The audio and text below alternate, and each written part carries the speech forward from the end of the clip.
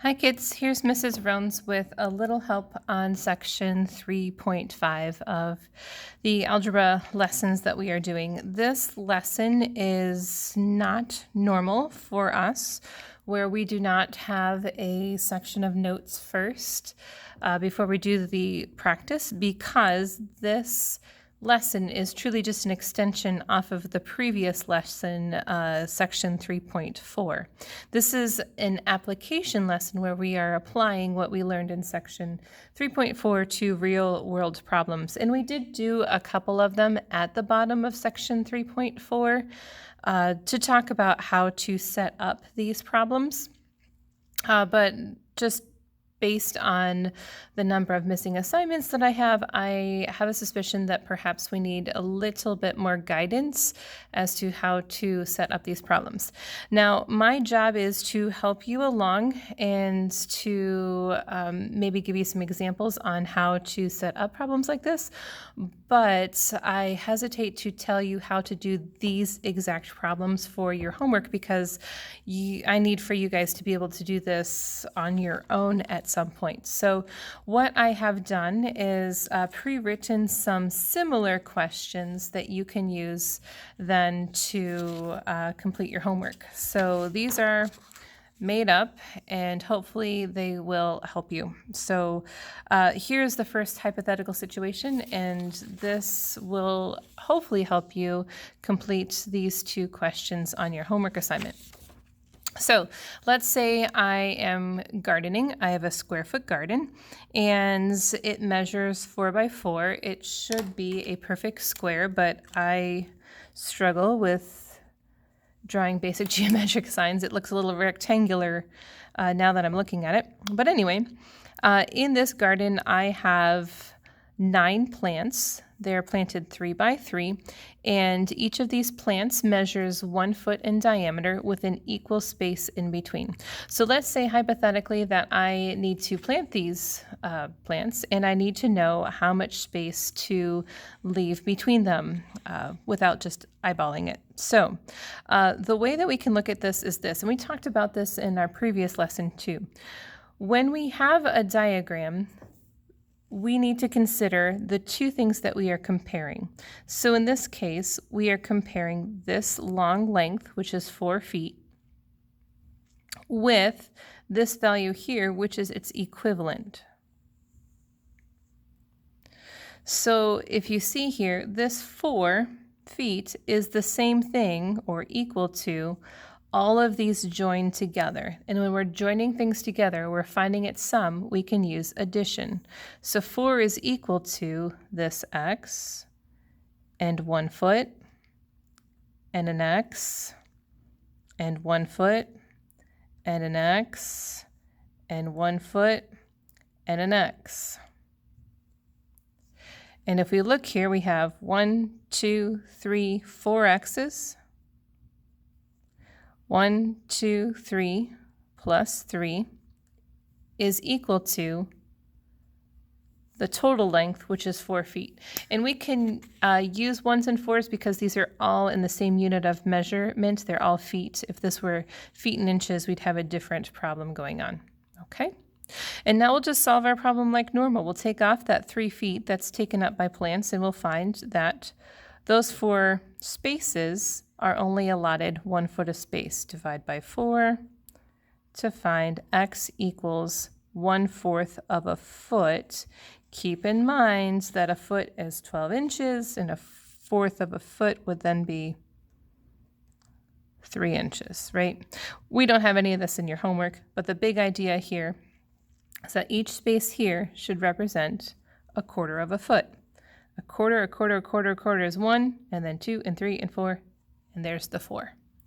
So again, hopefully, keeping this in mind, that you are comparing two values here and here, or here with your side length of 33 will help you, keeping in mind that we can use the operation of addition to join all these values up. Okay. Here is another example that you can use to help with the bottom two questions, like the saving and spending and the temperature change. So, some of you guys know that I enjoy running, but I'm terrible at it. My brother got all of the athletic ability, every little bit of it.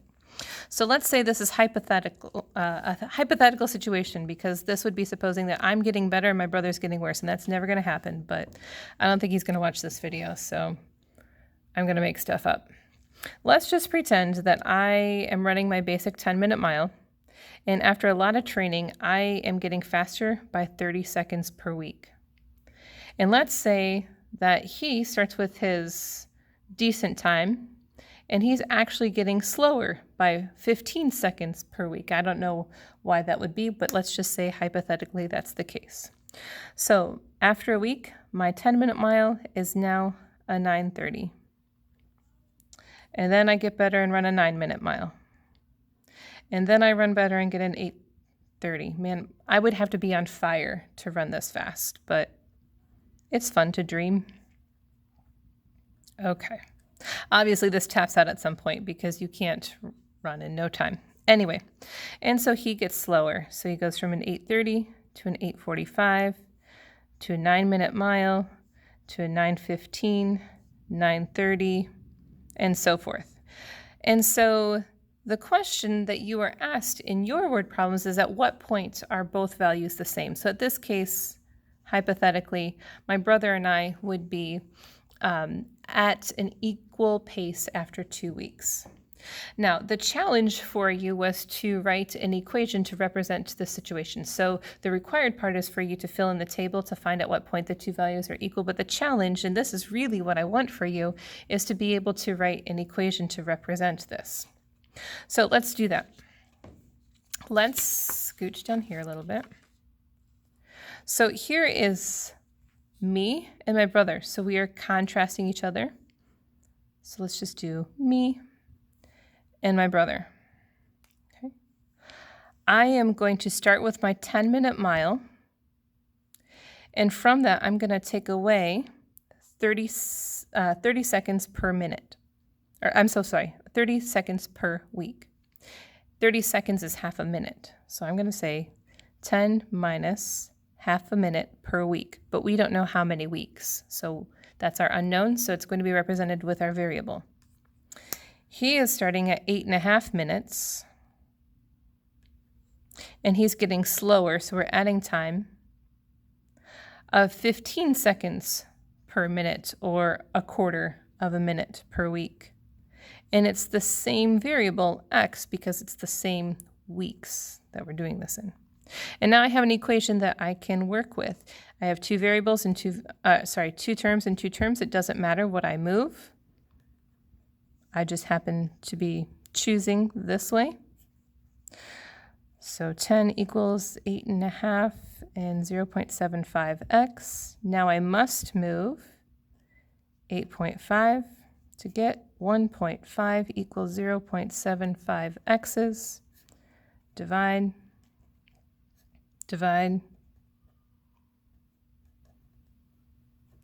To get 2 equals x, or x equals 2 weeks, which jives with the table because after 2 weeks, we're running at the same pace. So at the bottom of this, you should for sure be able to fill in your table. Here's your starting spot and your sister's starting point. Here is Detroit's temperature. Here is Atlanta's temperature, and you can fill in the table and find at what point these values are the same. I believe that will give you the solutions. My challenge for you is to write an equation. It's not required, but I sure do hope that this clarified some things so that you can do that independently. If you are still stuck, feel free to contact me. You're never a bother.